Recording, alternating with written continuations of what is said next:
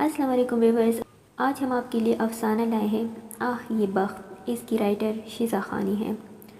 شبنم کی ماں فکر مند سی بیٹی تھی۔ شبنم کے ابا نے ان سے پوچھا کیا پریشانی ہے شبنم کی ماں؟ وہ کچھ سوچتے ہوئے بولی شبنم کے ابا اس مہینے شبنم 13 سال کی ہو جائے گی، اس کا جوڑا بھی سلنا ہوگا۔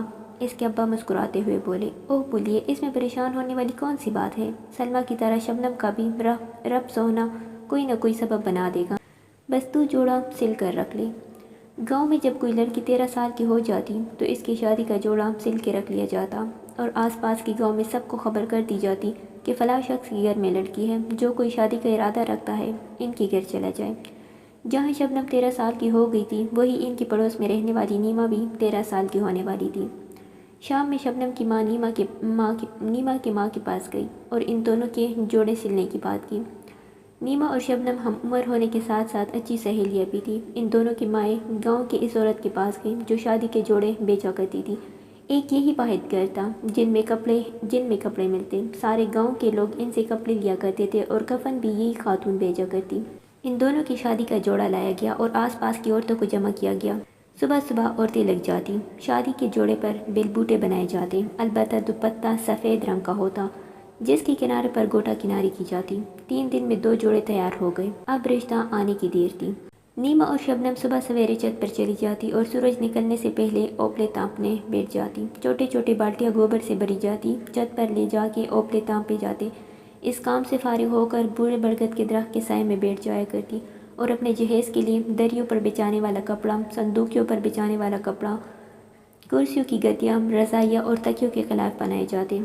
اس زمانے میں لڑکیاں اپنے جہیز کے لیے چیزیں اپنے ہاتھوں سے بناتی تھیں اور شادی اس مرد سے کی جاتی تھی جو باقی جہیز بنانے کی سخت رکھتا ہو۔ اس زمانے میں جہیز بھی کیا ہوتا، 2 چارپائیاں، لکڑی کی 2 کرسیاں اور میز، ایک مسلح، 2-4 استعمال کے برتن۔ جو لڑکا جہیز نہیں بنا سکتا اور شادی کا خواہش مند ہوتا تو سارے گاؤں والے مل ملا کر اس کا جہیز بناتے اور اس کی شادی کراتے۔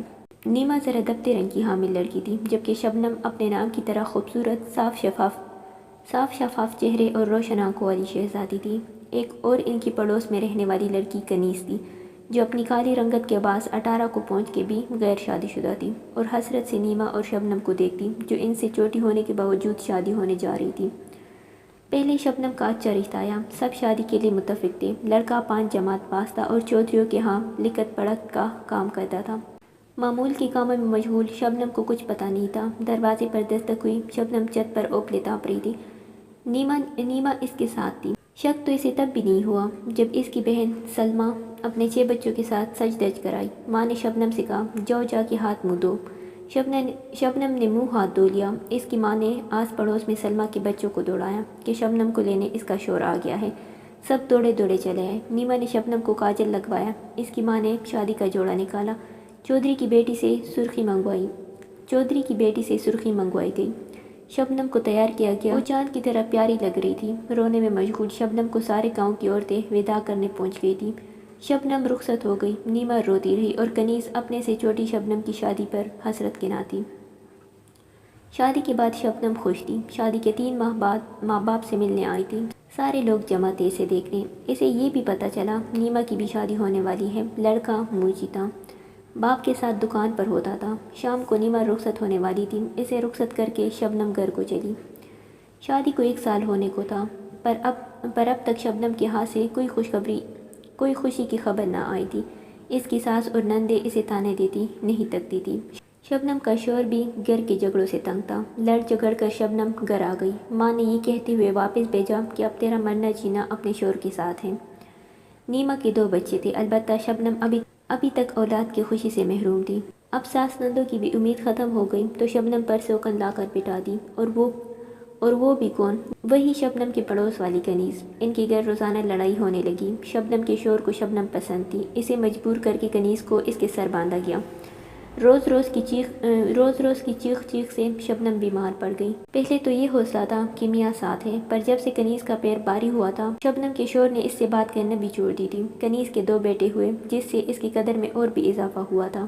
شبنم کو نہ ختم ہونے والی کھانسی لگ گئی، بعد میں خون کی الٹیاں آنے لگی۔ علاج برائے نام تھا، اس کی سفید رنگت کالی سیاہ پڑ گئی تھی۔ نیما اس سے ملنے آئی۔ اس کی حالت کو دیکھ کر گھر جا کر شبنم کی ماں کو شبنم کے بارے میں بتا دیا۔ وہ بھی بھلا کیا کرتی، رات سے شبنم کی طبیعت ٹھیک نہیں تھی، اس کا شور اس کے پاس تھا۔ کنیز بھی ایک دفعہ آئی، ناگوار نظروں سے اپنے شور کو دیکھا تھا۔ آج کم بخت خون کی الٹیاں زیادہ ہی ہو گئی تھی۔ میاں نے ساری رات جاگ کے اس کی سرہانی گزاری تھی۔